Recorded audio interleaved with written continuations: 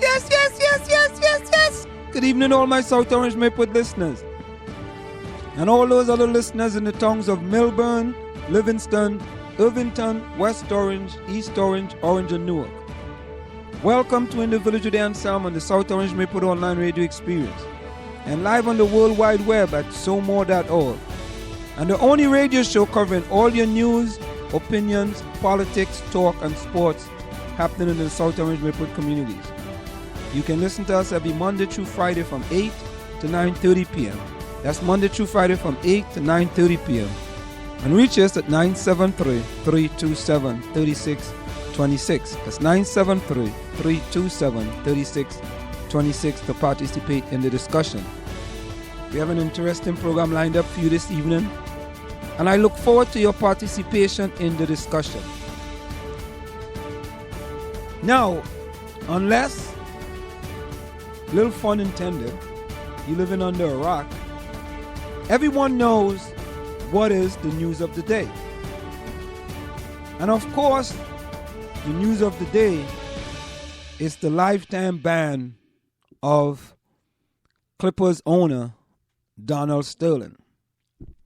But before we get into that, I just want to get into an article that's posted in the alternative press, the South Orange Maplewood Alternative Press, just today. And the headline reads, Racial and Administrative Matters Overshadow Budget Hearing at South Orange Maplewood Board of Education Meeting. The South Orange and Maplewood Board of Education held Monday's night meeting with its biggest agenda item being the 2014-2015 budget. But parents' views on the district attitude towards the black student body and the ongoing struggle teachers face with school administrators were a highlight of the meeting. During the hearing of the individuals from the public, the school district treatment of Black History Month was brought up. Dr. Dion Williams, a Maplewood resident, said she objected to increase of the budget because not everyone in the district gets fair and equal treatment. William closed the statement by reading a portion of the lyrics to the song Old Man River that contained a racial slur. She said that the song played over a loudspeaker was the only way that one of the middle schools really addressed anything having to do with Black History Month. Dr. Walter Fields, one of the organizers of the South Orange Maplewood Parents of Students of African Descent workshop, spoke after Williams, and he too acknowledged what he views as the district failure to recognize its African American students. Shields addressed the absence of Black history in the American history curriculum in schools. The school district is not confined to celebrate Black history in 28 days, Fields said, before reminding the board it isn't too late to make amends.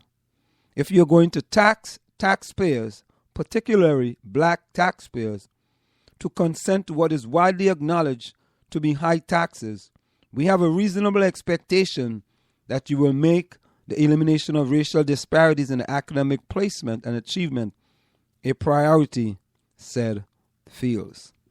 And that is just an article in the light of what's going on in our country today with Donald Sterling and his racist remarks regarding black people and I'm saying black people, in the United States of America. Now, we have a situation in South Orange and Maplewood regarding the inequities and the disparities in the school system. We know there are inequities. We know there are disparities. Why don't we just fix it? Why don't we just fix it? We can fix it. Now, I have played this audio for you in the past, And I'm going to continue to play it because it's of significant relevance to the inequities and disparities in the school system of South Orange and Maplewood. And not just in South Orange and Maplewood, but across the country. And as you know, I'm a stickler for education. Because without education, many of us are absolutely nothing. So I'm going to continue to talk about education. Some people may not like the idea that we want to talk about education, but I think education is so important, so important in almost everything that you do. So, why don't the school system of South Orange and Maplewood do something about the inequities in the school system? Why don't they just do something? You know, in 2009, the NBA had an opportunity to do something about Donald Sterling. And they did absolutely nothing. However, you know, things do work in mysterious ways. And as I said, you know, cream always rises to the top. Now, from an education perspective, Nelson Mandela stated in a quote, "Education is the most powerful weapon which can use to change the world." And it is so important when you talk about education.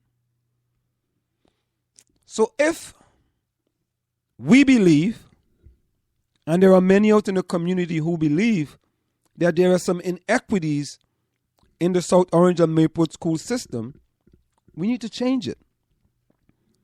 We need to do something about it.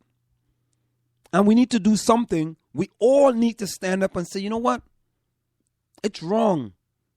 If it's wrong, don't just sit idly by and let it continue. Just as the NBA sat idly by way back in 2009. I mean, you could go even further back than that.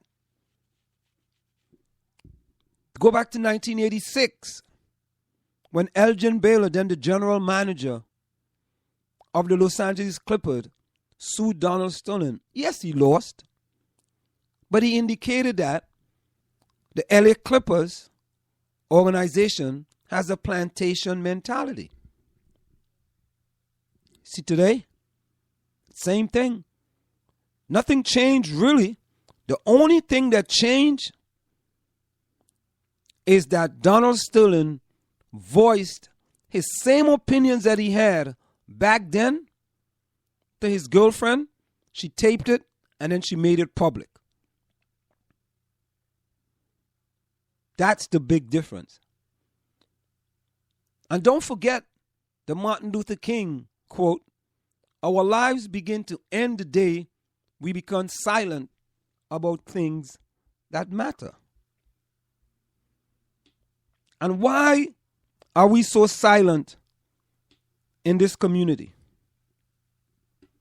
Why are we so silent? What are we worried about? And I said, we have to wait until something drastic happens. And then we're going to come down very heavy. Just as how the NBA commissioner, Adam Silver, had to come down with a very heavy hand on Donald Sterling and ban him for life. A lifetime ban from the NBA. $2.5 million fine, the highest ever. And a recommendation that the other owners vote on Donald Sterling to sell his franchise. Why did we have to wait for that? Now let's listen to this audio. Why did we have to wait for that? Now let's listen to this audio. Why did we have to wait for that? Now let's listen to this audio. Why did we have to wait for that? Now let's listen to this audio. Why did we have to wait for that? Now let's listen to this audio.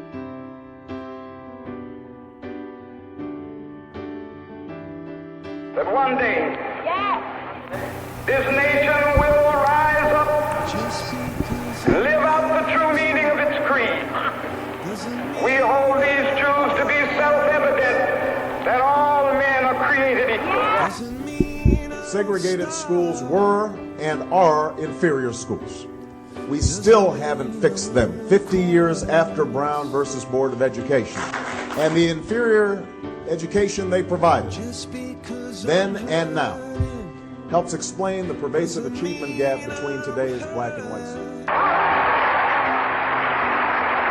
have a dream that one day, down in Alabama, with its vicious racists, with its governor having his lips dripping with the words of interposition and nullification, one day right there in Alabama, little black boys and black girls will be able to join hands with little white boys and white girls as sisters and brothers. I have a dream today. When we take those tests, even when black and Latino students score at the top of the distribution, so even when black and Latino students do very well using the biased and absurd indicators that we use in this country, they're still 40% less likely to be put into an advanced placement class or an honors class in high school than white students who scored in the middle of the distribution. So you have average white students, according to this criteria, and of course the criteria is bogus, but understand it's the one we use.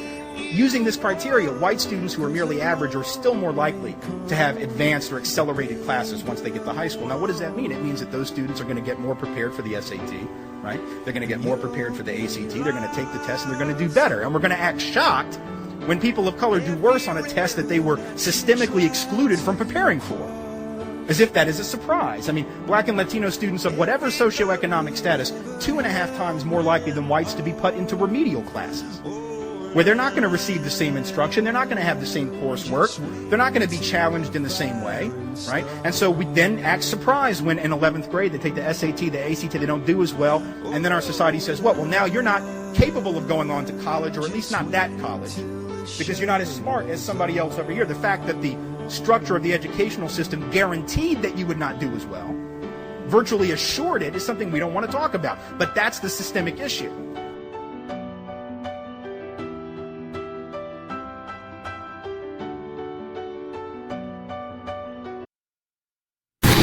We are back with you. You see, we in South Orange and Maplewood, we want to sweep things under the cover. The NBA did it, and the NBA swept the actions of Donald Sterling under the cover for a long, many years. They knew what he was doing.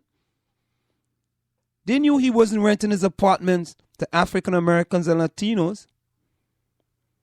They knew he had settled with the government many times. They knew that. However, the guy's a billionaire. Remember, he paid $12 million for the Los Angeles Clippers back in 1982. $12 million. It's worth over $500 million today. And what happens? We ignored it. We ignored his action.